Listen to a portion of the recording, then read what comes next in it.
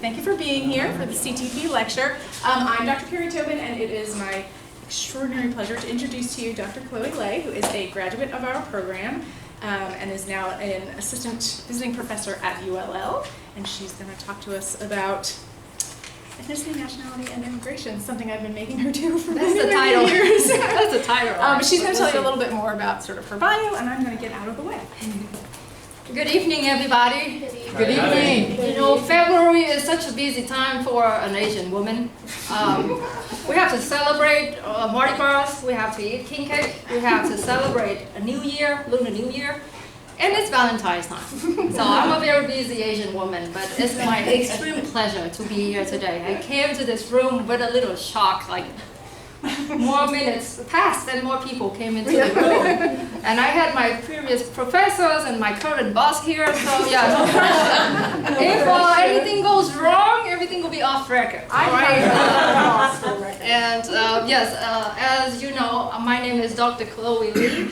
I might look a little bit different from the poster, but you know, that's why they say don't believe anything you see on the internet. It's me, okay?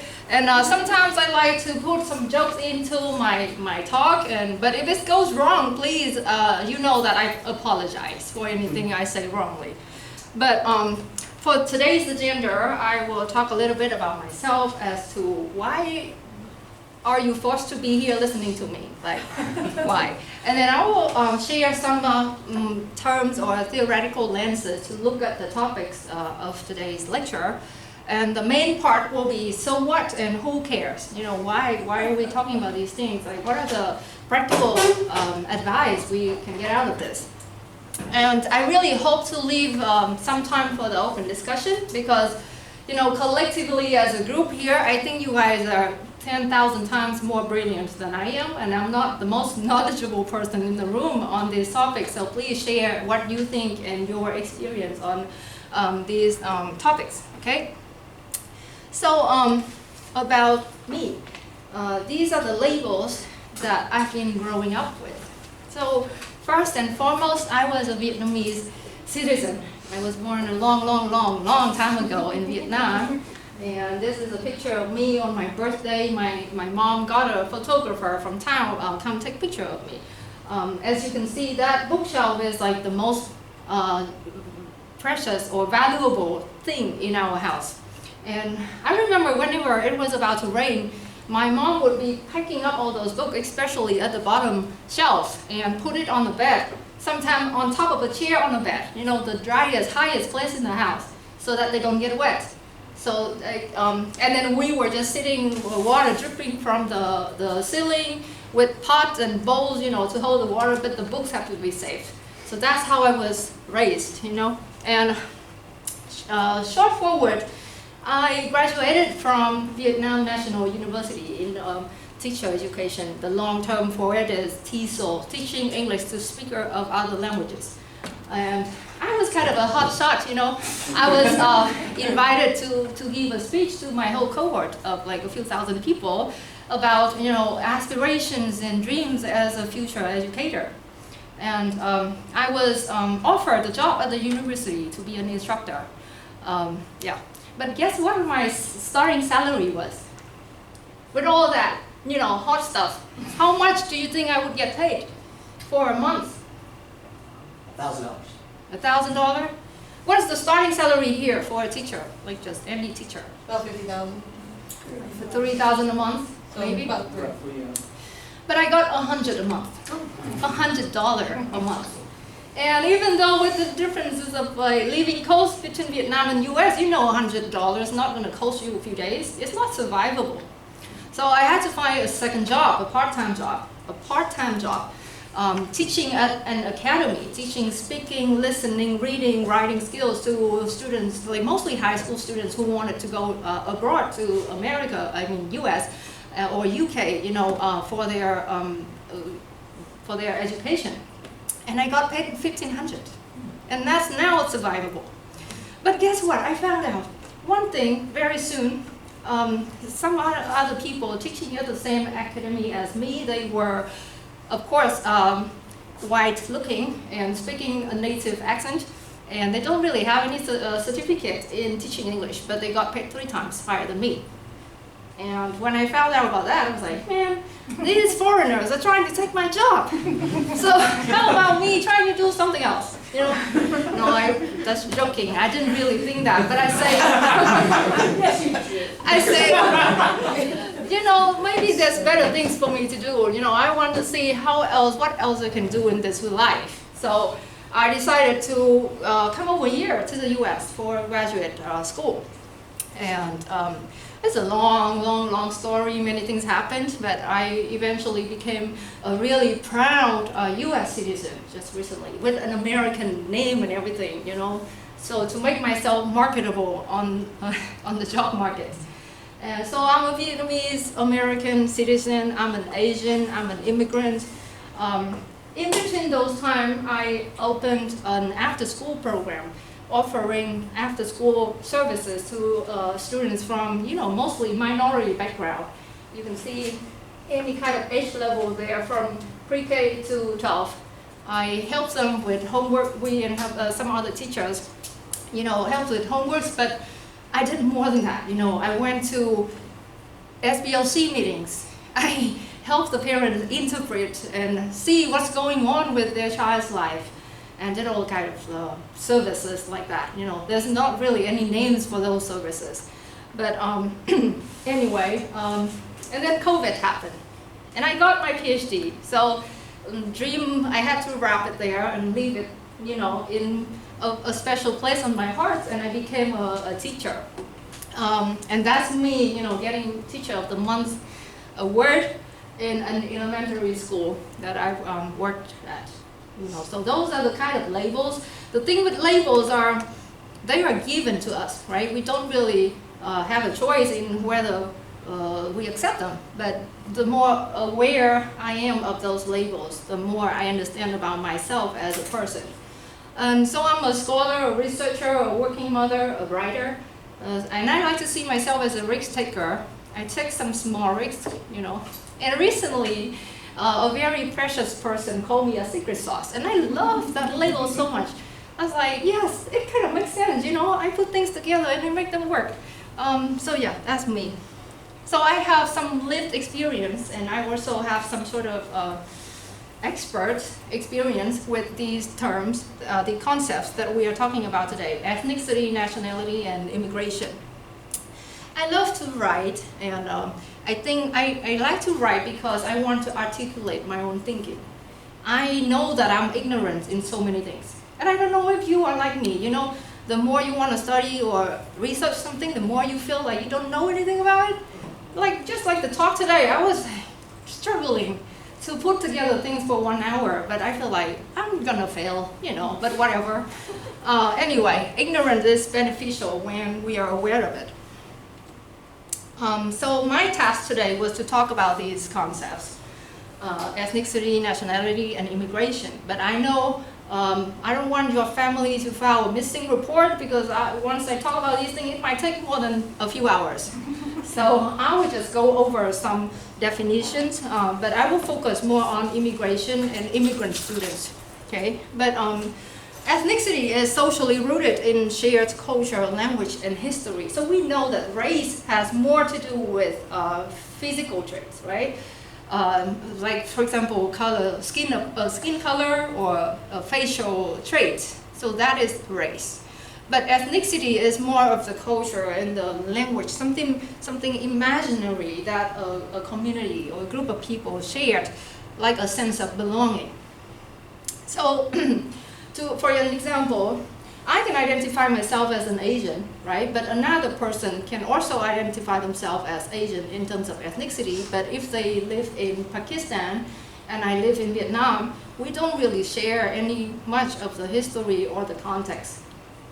And nationality is a legal and political form of belonging defined by the nation state. So nationality, like, some people can be born to be a citizen of a country, and some people can choose to become a citizen of another country, right?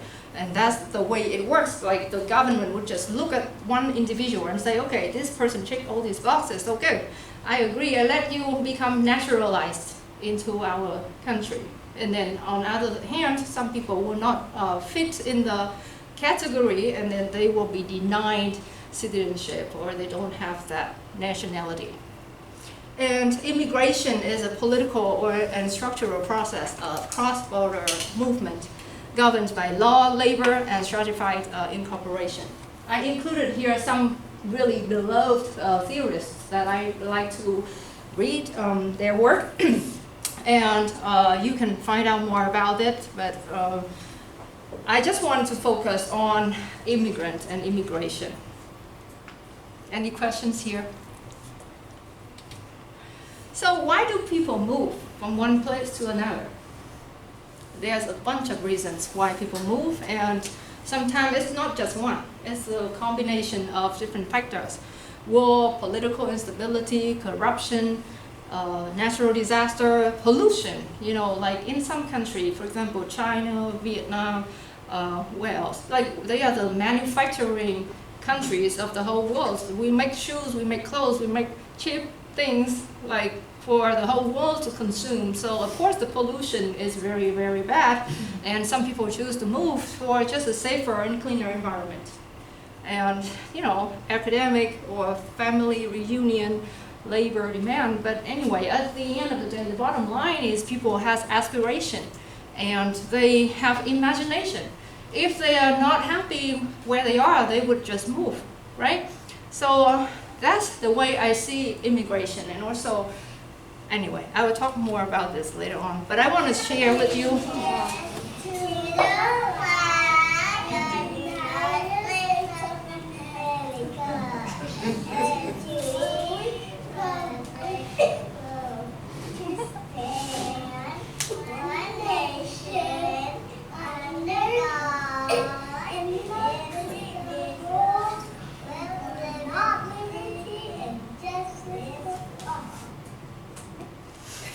Sorry, I didn't even know I put the video there. Anyway, I wanted to ask you, what did you notice and wonder from that little clip?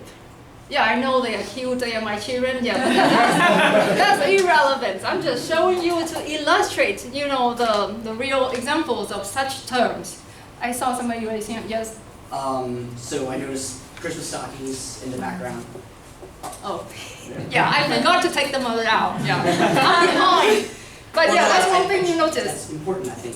That's a multicultural family, right? We try to do the American way. Yes, what else did you notice? Yes. I'm music teacher, so I noticed the sing-songiness of how their speech patterns. Okay, yes. And when your youngest one over here looked like she was acting something out, as if this was like a school thing she had done before. Yeah, that's like a school thing they practice every day. So yeah, as young as 2 years old, right? Schools start to teach kids how to say the Pledge of Allegiance. And do you know they understand any of those words? No. So for about 12 years of a child's life, right, the most ignorant citizens of the country, we try to teach them these big concepts and big words. And my son asked me, Mom, what is freedom? What is liberty? What is all that? He asked me, and I have to try to define in the way he understands it. But most kids don't really question, right?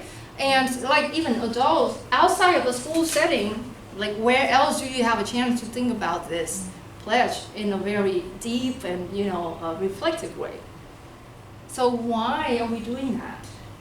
Why is this happening? And it's not just in the U.S. Every country has their own kind of ideology that they start to teach kids at the infant age. So why?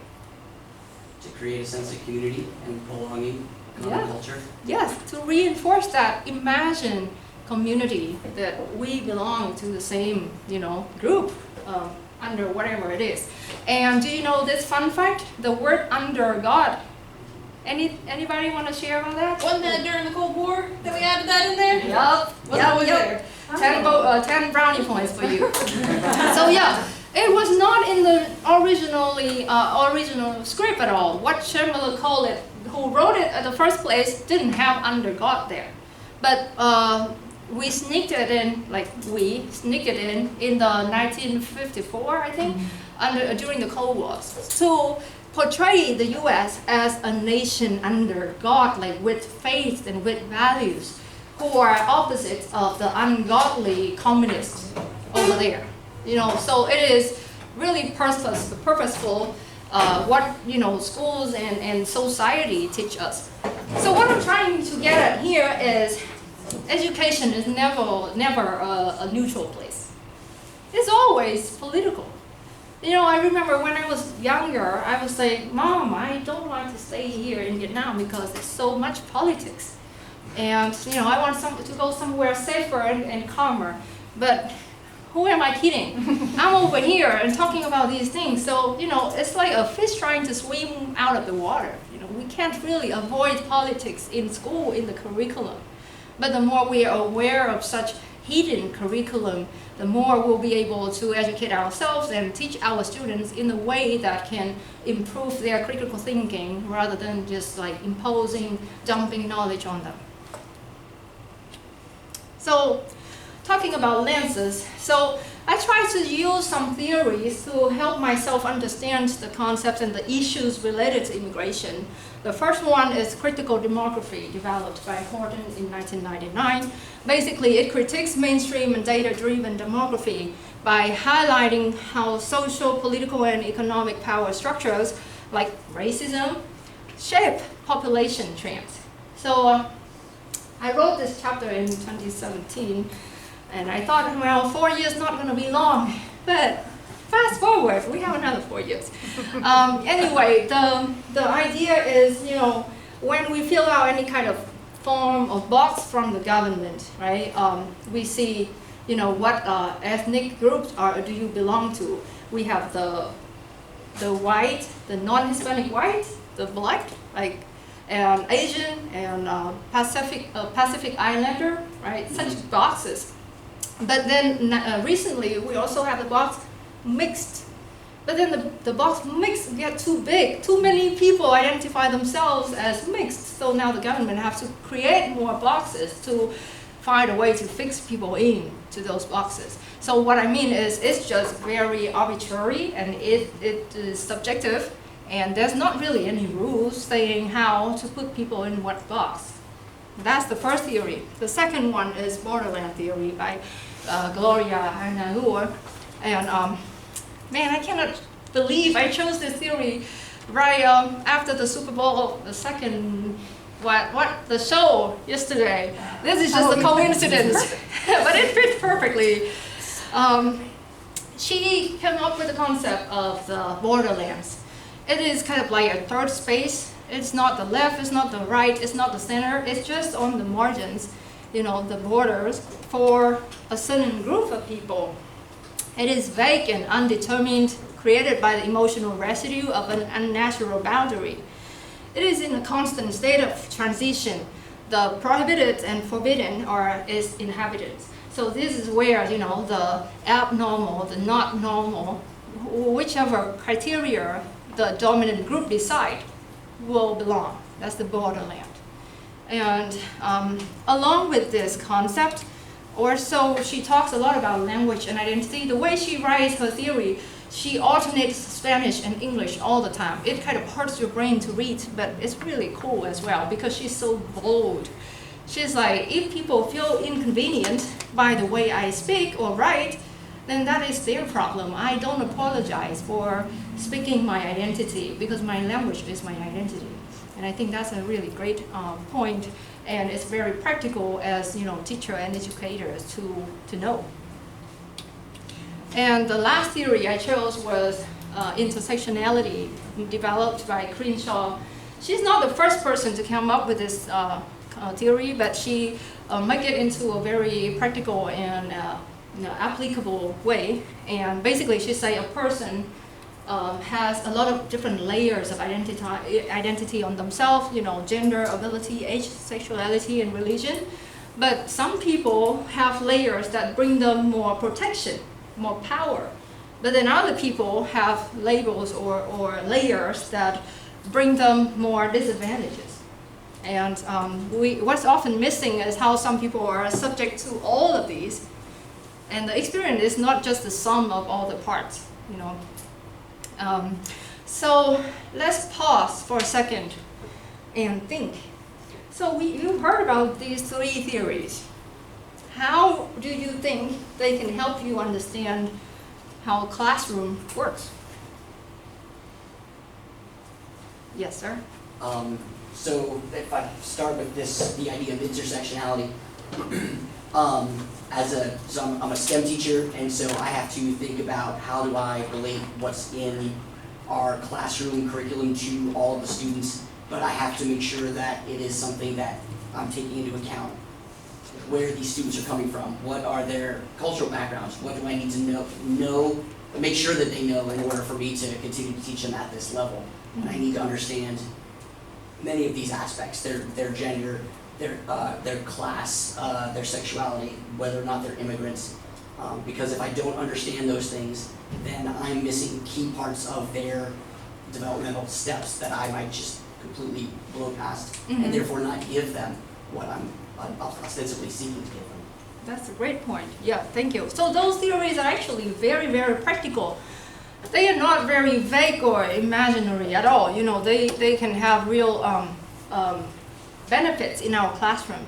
So how they work for me is asking those kind of big questions on the back of my mind. You know, how are immigrants or immigrant students counted, labeled, or scapegoated in the U.S. over the time of the history? You know, we know sometimes the gates were opened wider, and sometimes it's closed more narrowly, depending on what the authority or whoever the guy in charge needs. The next question is, why do immigrant experiences differ widely by race, class, gender, language, and legal status, but share almost across the board the same kind of unequal access to safety, belonging, and opportunity in schools? And the last question is, how do classrooms become border spaces where some kids can thrive and other kids have to watch themselves and, you know, tiptoe around and navigate complex hybrid identities, languages, and ways of belonging? So how can a teacher turn their space either to a very welcoming space or a very limiting, constraining space for each different group of students?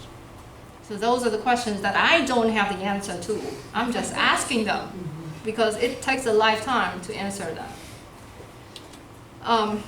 So let me share with you this. Like earlier, I talked about why people move, right? So last summer we went to Vietnam, and I was having too much time on my hands. I started a project. I found I was following traveling English teachers, the guys who take jobs from me, you know, getting really high pay and everything. I wanted to talk to them and interview them and ask, like, first of all, why did you want to come here to work, like to Vietnam to work? And how do you like it here? You know, basic questions. So this is some interview excerpt I got from a British girl. She graduated from undergrad and had a degree in psychology or something, and she was teaching English. And she told me, so when I first started working and then get a full-time salary, I was like, wow, this is great, because in England I cannot afford to live in a room without sharing with other people, you know, a house without sharing. Or, you know, if I want to go out to get a drink with my friends, I wouldn't have to think twice, because the cost of living is so low, you know, you don't have to think whether or not you can afford a drink. That's what she said. And also, when I asked her about the labels or the words expat and immigrants, I found her from an expat community. But I asked her, how do you see yourself? Do you want to call yourself an expat or an immigrant? And she said, I don't want to call me either way. Because I would see myself as an immigrant, but at the same time, I don't want to call myself an expat.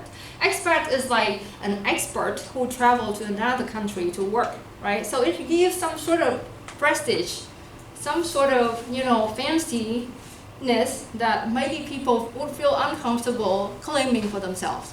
So who has the power to just refuse or accept the expat label, and who have the humility to just call themselves an immigrant at the beginning? That's just so cool, you know, that's what I found out. Anyway, she said, in UK, they are having the same problems. People are complaining that, you know, illegal immigrants are coming over to take the jobs and take advantage of the welfare system. But look at my family. She said her mom is living in Italy because it's a lot cheaper to get a really nice villa with a pool She loves the weather. And then me and my sister, we are, doing the same. I have 2 assistant teachers in my school, and they are Vietnamese, fully qualified, but their salary is like 1/3 of mine. You see any connection?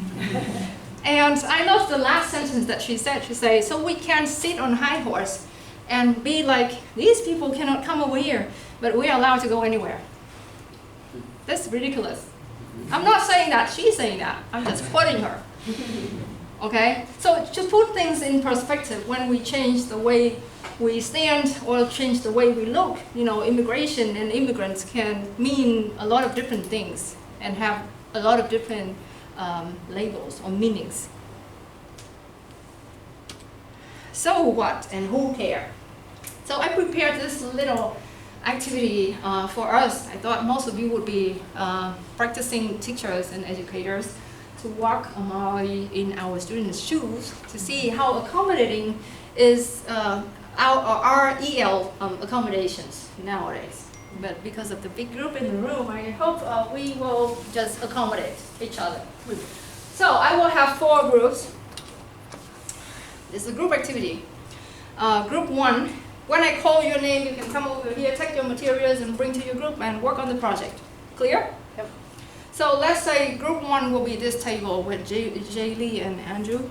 You will be given a written instruction and a dictionary to figure out the assignment and put it together. Group 2, you guys will have the visual accommodation. Group 3, you can just scan that barcode and look at the video starting at 2:45, and no talking. You're not allowed to talk with each other, and put together that project. Group 4 over here, it's okay. You guys don't have to do it. Just sit still. If you want, you can draw the assignment, but don't distract other people when they're working. So are we clear of what we are supposed to do? And now let's transition into our experiment. Group 1. But we have to see our QR code. You can just use your camera and... Oh, no! I revealed it. We weren't paid. That's group 2.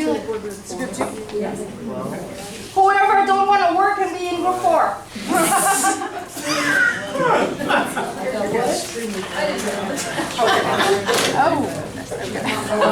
I couldn't read it either. We understand. I think there's probably start here.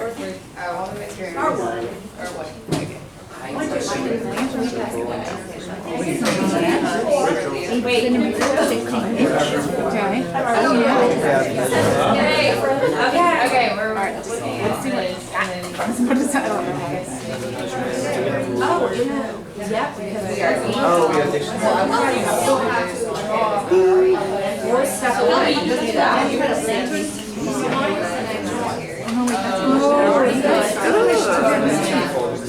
You have to make it look like that. Let's go the other way. I would like to opt out. I want you on this one. Yes. Why did you know it? Okay, so we have our We don't need to see like a picture of the house to part.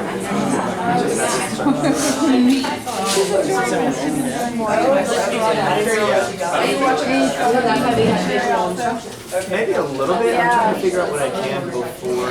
Okay, so we've got. all right. So Oh, it's cut. Okay. So we've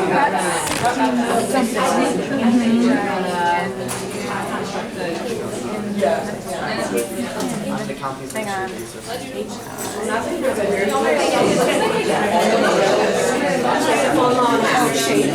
so cut 16. All right, guys. Here. We'll do this one shapes. We're trying to figure out what.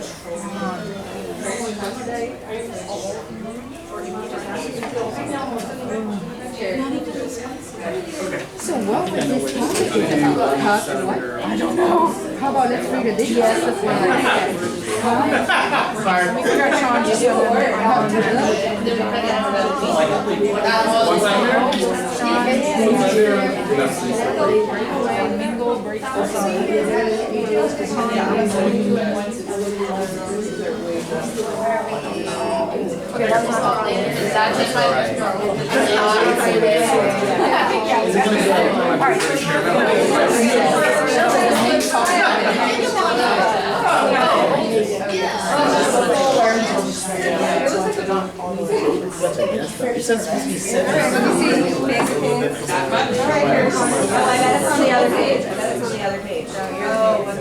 Rồi nhóm mày đến đâu rồi? Mày làm được chưa? Nhìn nhau bây giờ thế này. Nhìn đây nhá. Đây là các bạn. Thân này lòng.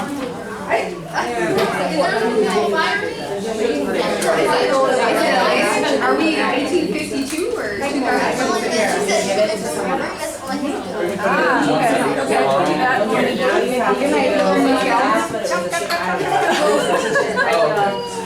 Oh, what are you guys?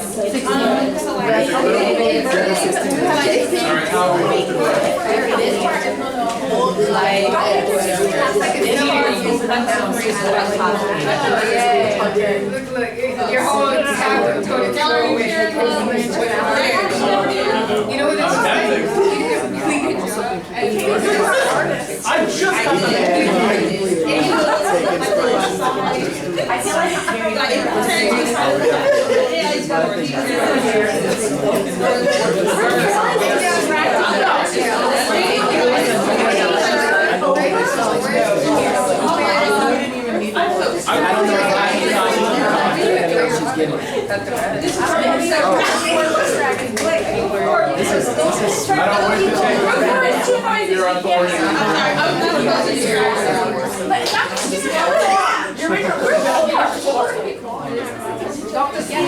Dr. Skinner, you're distracted.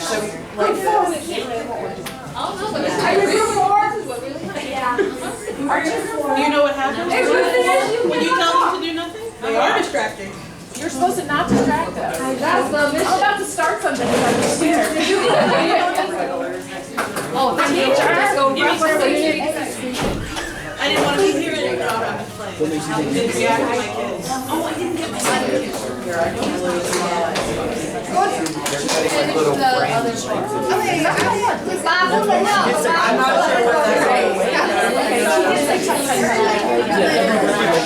I'm not really sure where the fire is coming from. Is it in there?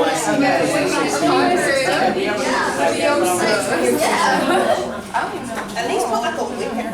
Yeah, so I'll put some wood. Okay, what is that? Gas or She got professional. Okay, did you find out? Back to her. Like this in this manner, like cut this way. Wait, I thought it looked like it was in the tea. I feel like everybody's saying the same thing. Are we putting tea into it? You know what's Gloria Anzaldúa's book, Borderland. I took a class in college where I put that book on my bookshelf in my office. I took a class in college where I talked about it. Oh no, she wasn't. We have to send it. But now, we will. Okay, yep. And then that part will go on here. That's what we thought. 2 minutes left.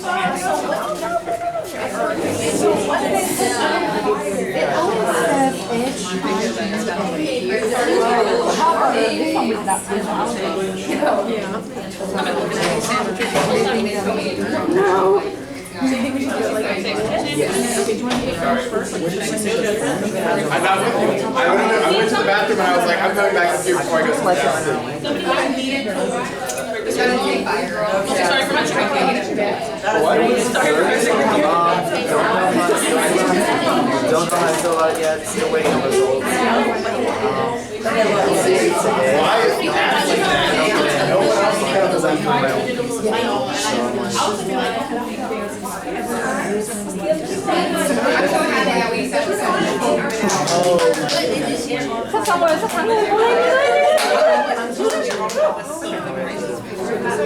Dr. Tobin is really competitive. She just have to win. You got it.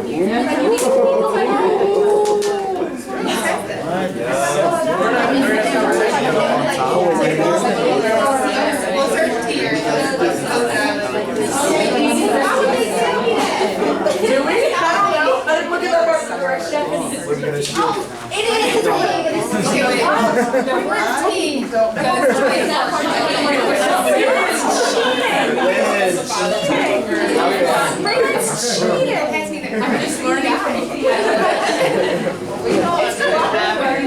It's way better. Cooperative learning is not cheating. That's what I said. I see the barber will cut it off. Oh, mine's up. What can we do?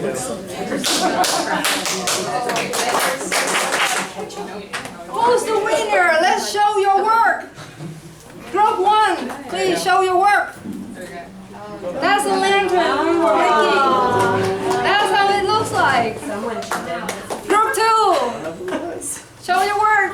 Awesome. Great. Yes. Group 3, you have the most advanced accommodation in the room.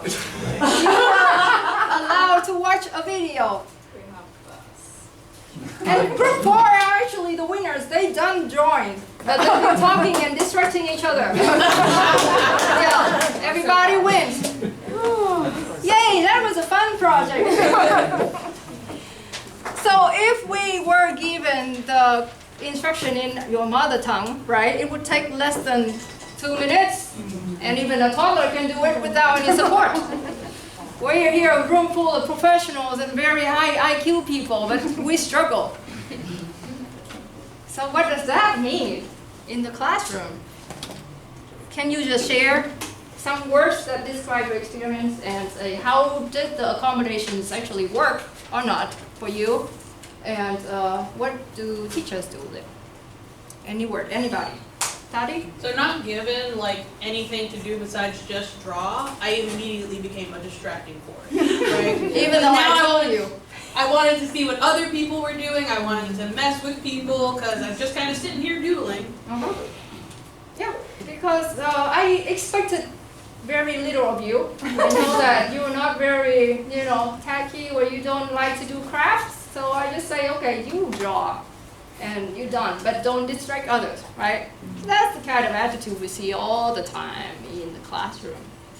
It's not just with Yale students, but any kind of students that are in the borderlands of the classroom, right? What about group 1? How was your experience?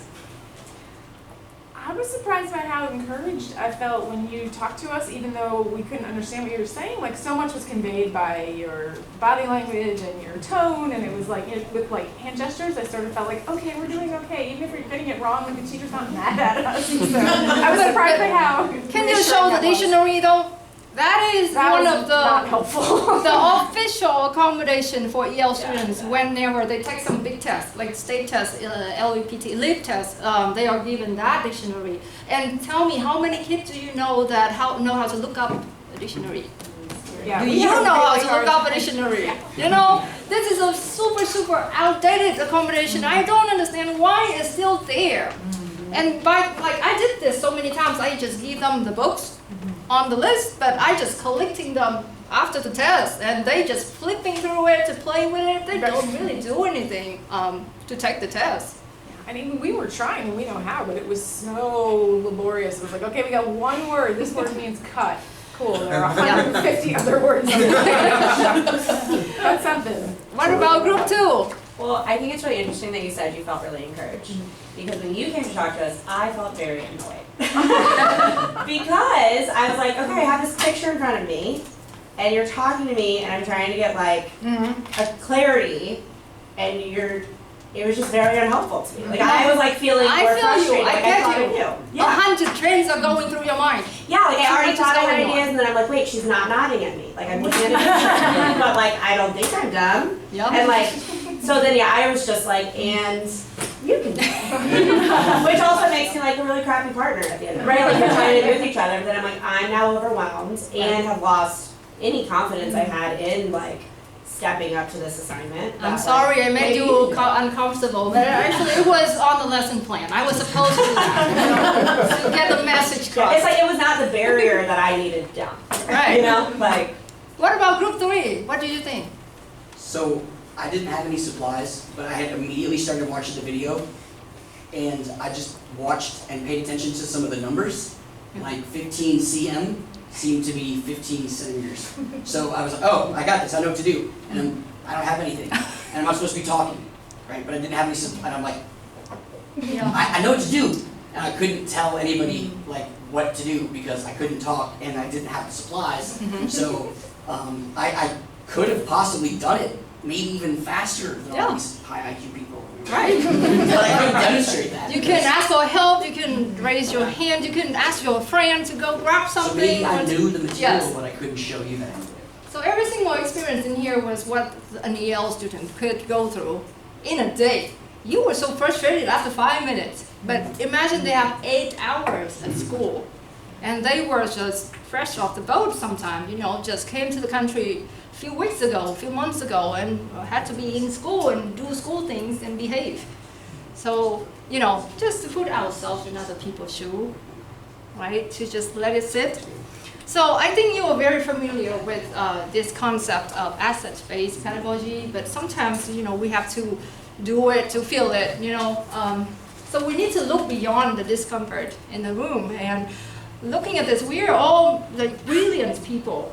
And if we see our students as brilliant like that, you know, the wealth, the richness underneath the root would make our classroom so powerful and so fun, so interesting, right? If I get a penny every time I hear these things, I would be Elon Musk now, or at least Mark Zuckerberg. You know, just look at all these things. I hear them all the time.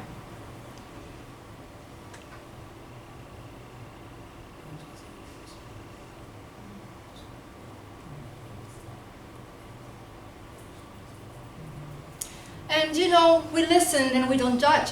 We try not to. But there would be a line where, you know, some of the statements here, not all of them, are biased and, you know, kind of misjudgment. Like, I love them to death, but I really think these babies should go to school that teach in their language. Duh, how are they going to learn English? And separate is not equal. We've learned that from segregated schools, segregation, all that, right? We know that. It's not going to work. Do you want to comment on any of these comments? Or how would you respond to any of these comments if it was spoken around you? Yes. I'm from Ghana, and sometimes I hear from my colleagues or even some professors, they say, I like your accent, or your English is so good. And in my head, I'm like, well, it's because I'm speaking to you, so I'm trying to make it sound like the way you are familiar with. Because I don't speak like that when I'm among my my friends who speak like me. So sometimes a lot of emotions and thoughts goes through your head when you hear this kind of. Yeah, people would think that it's a compliment, but if you hear the same compliment 500 times a day and 2 million times a week, you would be really kind of tired of that. You know, like, can you just look at me beyond my language skills? Like, can you just interact with my ideas and my thought, or the way the things I'm trying to convey to you, or can you just like stop complaining or complimenting on my language, right? So yeah, these are just misjudgments, and too much bias is in it. So, as an educator, right, we always have to train our brain to be aware of any bias. So I saw this news the other day. Princess Charlotte from the British Royal was on the news for speaking 2 languages at 2 years old. That's so awesome, isn't it? It's like an achievement. It's great. But so does Princess Eva. And most other immigrant children. 25% of children in the US are from an immigrant families, meaning they have at least one immigrant parent. If we look at children in our room, the way we look at Princess Charlotte, right? Embrace their brilliance and their smartness, their resilience, and we'll see that we have so much cultural wealth in our classroom. I just have to brag that she's so cute. But yeah, the trend is there will continue to be more immigrant students in our classrooms, and by helping them, we are helping ourselves, right? Because it's frustrating when students are not learning and they are just distracting each other, right? And nothing good comes out of it. So the more we can accommodate them, the more we work with them, you know, using all the best practices we know and using the humility we've learned, I believe that every child can learn. So cultural inclusivity, right? High expectations for all. Like, we have to set the kids at the high bar because kids are so resilient, right? If they know that adults believe in them and set them up to that standard, they will try to reach the standard. But if we start with a very low bar, then they wouldn't bother to say, hey, raise it higher, right? No kid would say, can you give me more work so I can be more smart? Nobody would say that. And also there are some effective ESL or bilingual support, you know, dual language programs or scaffolded instruction. I look around in the room and I think you guys have all of it, you know, differentiated instruction, multicultural curriculum, you know, everybody knows about these things. But do we do it, and how do we do it consistently without having burnout or going through stress is another question for another day. But from what you experience, right, I want to emphasize that the PWIM picture word inductive model is really effective for students of all kinds, you know, not just EL learners. If we intentionally pick a picture with rich details and label as many items on the picture as possible, and if you can even color code the speech, you know, for example, noun is always pink, verb is always blue, and details like adjectives, adverbs is always purple. If we teach students that way, they will be trained to recognize and guess the word even more accurately over time, and they will hopefully build their own skill to learn a new vocabulary in context. And, you know, community, family engagement, trauma-informed teaching, I shouldn't have to talk a lot about these things, right? Because we see it just walking out to the street, we see that. And students nowadays come to school with anxiety. They don't even know if they're gonna come home to dinner or if they're gonna see their parents at dinner. So those things matter. But the bottom line is to build your own support system. We are stronger together. And I think what works for me is to talk to myself in my favorite inner voice. You know, I have Dr. Skinner, Dr. Tobin. Whenever I struggle, I say, what did Dr. Tobin say? Or Dr. Skinner called me a secret sauce. I can do this. So yeah, no day has been bad enough for me to want to quit. So I just have to keep thinking and reflecting and come back the next day. You know, these are some books that I found for your toolkit if you want to read by yourself or share with your students. And the conclusion is to practice humility. We don't have to go through humiliations to learn humility. And let's avoid mental shortcuts. If we can't be anything, just be nice. You know, whatever floats your boat shouldn't sink others. That's my saying. And now can I ask somebody to help me with a beautiful voice to read this little poem? I was taught this when I was learning English at high school. Thank you. He wishes for the clothes of heaven, cloths of heaven. Had I the heavens embroidered cloths enwrought with golden and silver light, the blue and the dim and the dark cloths of night and light and the half-light. I would spread the cloths under your feet, but I, being poor, have only my dreams. I have spread my dreams under your feet. Tread softly, because you tread on my dreams. And that's the end. And I'm not W.B. Yeats, but I was driving to school this morning and I got the proof for a poem, got accepted to Journal of Poetry Therapy. It's not really poetry quality, but if you want to take a look, feel free. We do. No, I would cry ugly if I read it aloud. You can just pass it around, you know. And my accent is too strong for that poem.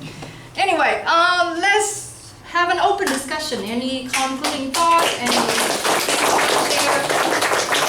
That's it. I know I'm gonna mess it up, but still, I thank you so much for your support and your cooperation. I asked you to do things and you just did it.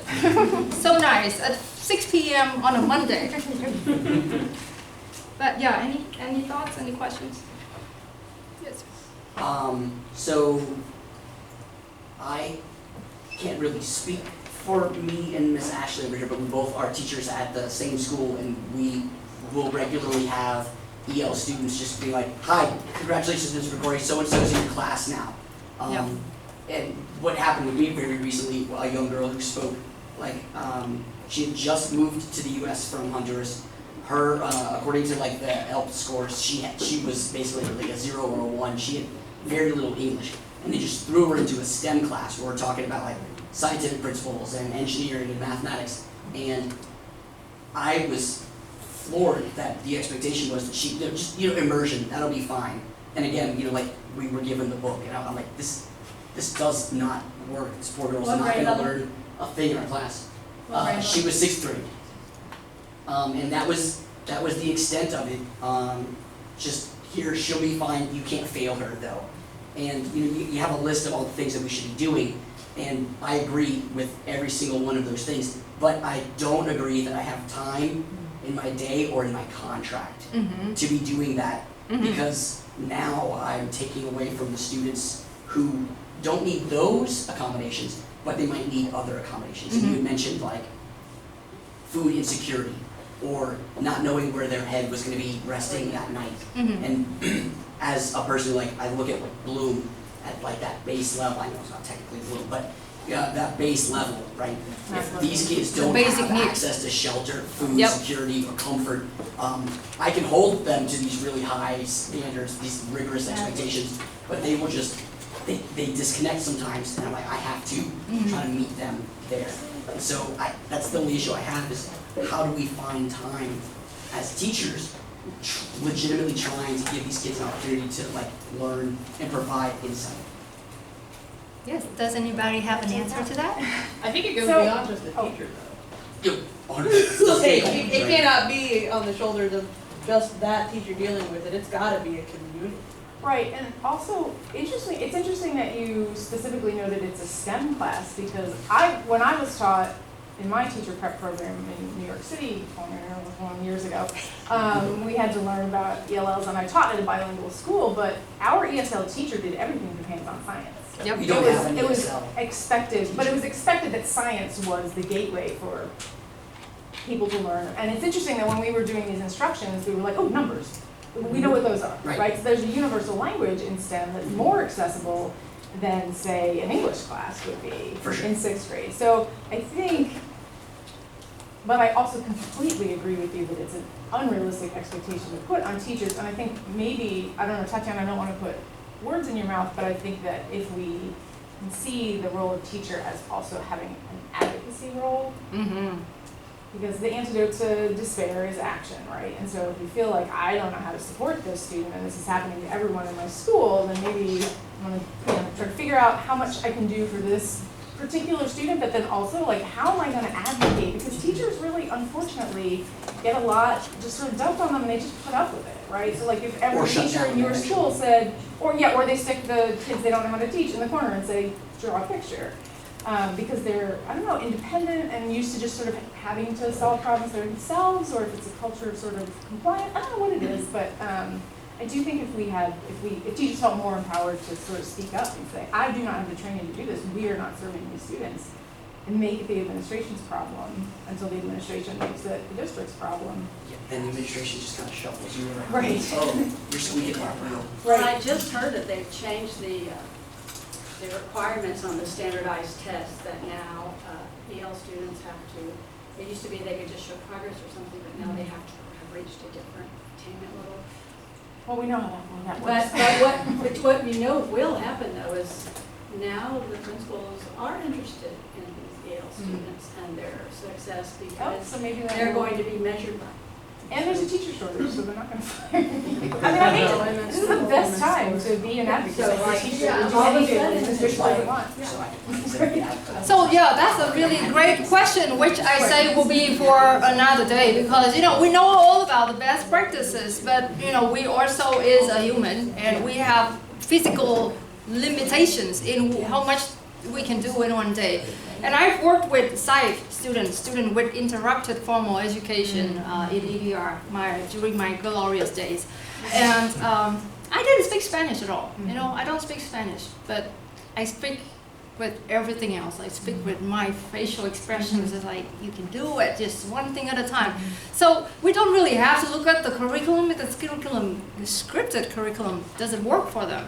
But we look at them from the way of like what you want them to achieve. So as long as we are practical and realistic with those expectations, as long as we set them higher when they leave us compared to when they first came, I think that's a success. And any little small success should be celebrated.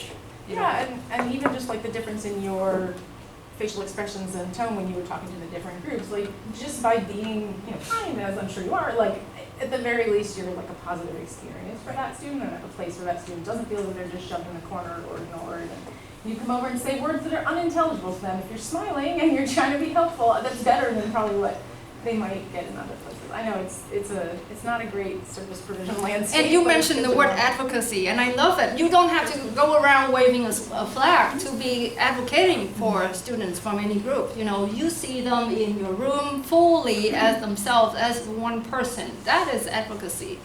I've been going to meetings, and I've had students who are EL and also on a SPED plan. And man, people just mess them up so much. They don't really educate the families about the students' rights and responsibilities too, but not much about the rights part. So when I was interpreting and I hear those things, and I was like, hold up, let me put on this hat over here. I'm not an interpreter anymore. Let me be an advocate and let me ask these questions. Because a student shouldn't be allowed to interpret for their parent on the phone about very major misconduct at school that could lead them to be expelled for the rest of the school year, not the rest of the semester, the rest of the school year. And by the way, that was just a typo. He wasn't supposed to be dismissed until the end of the school year, just the end of the semester, 2 weeks, but somebody made a typo. And I had to ask the question, like, what? Wait. So be just mindful and be aware of things around and see where you can jump in, and of course where you cannot, you can't. But yeah, just a little things that make our life move on. Whatever floats our boat, as long as we don't sing others. Any other questions or comments? Yes. I wanted to firstly say I absolutely loved this assignment that you had. Thank you. One of the questions that you asked us is what was one word or 3 words we would use to describe it. I would use the word overwhelming because I feel like my group, I was kind of like a shadow. I was just watching what they were doing. But even from just watching, I was like, man, if I was a kid, I would not be able to do this at all. Especially like after what you said about some kids like coming right off the boat, like they're coming right from class or from home, having to do that, not even knowing if their parents are going to be at home to like help them through it. Like that would just be insanely stressful. And then I thought about how in my psychology class, we're learning about this concept called the degree of well-formedness. So like the parts of letters that you're just like continuously exposed to, like one of the most common words is the, because you see it all the time. So it's easy to understand because like you see it like for years and years and years. I thought about like someone who doesn't know English, right? They don't have that degree of well-formedness. They don't recognize that word at all. So not only do they not recognize the word, but you're having this expectation that they kind of like, just like as soon as they like just repeatedly hear something they don't understand, like when you were speaking Vietnamese to us, I had no idea what you were saying. But like Dr. Topin said, like your enthusiasm helped me like better understand it. But then you at don't the same have time, that. it makes her even more frustrated because it's distracting. Exactly, like that means like for different students that it can have different effects on them. So to have this kind of expectation that a student doesn't understand what you're saying, they don't understand like anything you're doing, and even sometimes like your enthusiasm doesn't work. I just thought it was crazy that we like are in these classrooms and you have these teachers that just give up on these students entirely. And I intentionally use centimeters in there because, you know, US, you were different, the whole entire different system with pounds and inches. But like in many other countries in the world, including Vietnam, we use centimeters and kilometers and kilograms. So even those kind of things can also cause kind of a huge barrier in learning and education and in exposure to education. Yeah, great point, thank you. The one other thing I was thinking about is, and we talked about this in our class online last week, and Jay and I were the experts as parents and telling the rest of the class that, you know, kids have different personalities, so the same kid is going to react differently to the exact same frustration, the exact same experience, and so we shouldn't anticipate that, oh, this behavior means that they're feeling this way, because it's totally different. I think the best thing that happened to me for EL students is I had a student who was literally just off the plane my first year teaching from Sierra Leone. She hadn't gone to school in Sierra Leone, and they just put her in my class because she was 7 and I was teaching 2nd grade. She knew one word, which was bathroom. Side note, very important word in 2nd grade. But she was mad. Like, she was not sad. She did not cry. She did not hide. I mean, she was angry. Yes, And I thought, I would be she too. should be, right? And I thought it was really kind of like, oh, yeah, I'd be mad too. And it turned out like her dad had kind of dropped the family off and then gone back, and he didn't come back for Christmas, and she was angry. She was like, why am I here? What is happening? And I was like, no, you're absolutely right to be mad, and nobody here can speak to you. And it was, so she was just really tough, and I appreciated that, whereas some other kids might respond totally differently. So we embraced her. She fought a lot in the lunchroom because. But those kids would also be very resilient because of their anger. You know, if you're angry at something enough, it will cause you to take action, and you would like take whatever. I mean, by the middle of 3rd grade, I heard for 2nd grade, by the middle of 3rd grade, she was reading in English. So, I mean, she was not going to be, but we also had a great ESL teacher who had the hands-on science stuff too, so. Like at the root of all of it, like how we felt differently and like how we were spoken to even, right? Like even if it was like same tone, same whatever, like students coming at different places, and you look at all of these best practices too, and like at the root of it is that relationship piece. Like to know what any of those things are going to be most effective, or to know why someone's angry or what they are worried about, like outside of a classroom, like any of these things, to be inclusive, to hold them to high expectations, like to choose the right, right's not the right, like the most effective support for this student, like at the end of the day, starts with sitting next to that angry student at lunch, sitting next to the student that maybe you have no words that you can speak to understand each other, but like it builds from there to be able to even have all of that. And I think it's looking at that first step, that I don't think this is forever, like that first step of those micro moments that like you create with students, the way we build relationships with anybody. Like I think it's really easy to like other this, like, but how do I make relationship with this student? Like, how do you make relationship with any student? Like you give time in whatever small capacities we have as teachers in those moments. None of the time is long, none of it. And you give those small micro moments, and maybe it takes longer to build that, what feels to you like a strong relationship. But like, again, we have no clue, like going back to the beginning of where all of the like intersectionalism, right? But it's like, I can try and be as informed about each student in my classroom. However, there is no way I will know all of the things that are impacting them, and all I can at first just show up as a person in that room, right? And being like bringing them into their advocacy of relationship. Your positivity would be kind of like the magnet, and whoever gets attracted to it will come. Like not all 30 students in your room will need you equally, right? Some of them have families, some of them have support outside, but some of them have you as the only support. So those will be gravitated to you more if you feel safe enough, right? That is a imaginary language, a universal language that we can speak to any student. Great point. That's the conclusion, actually, just relationship building.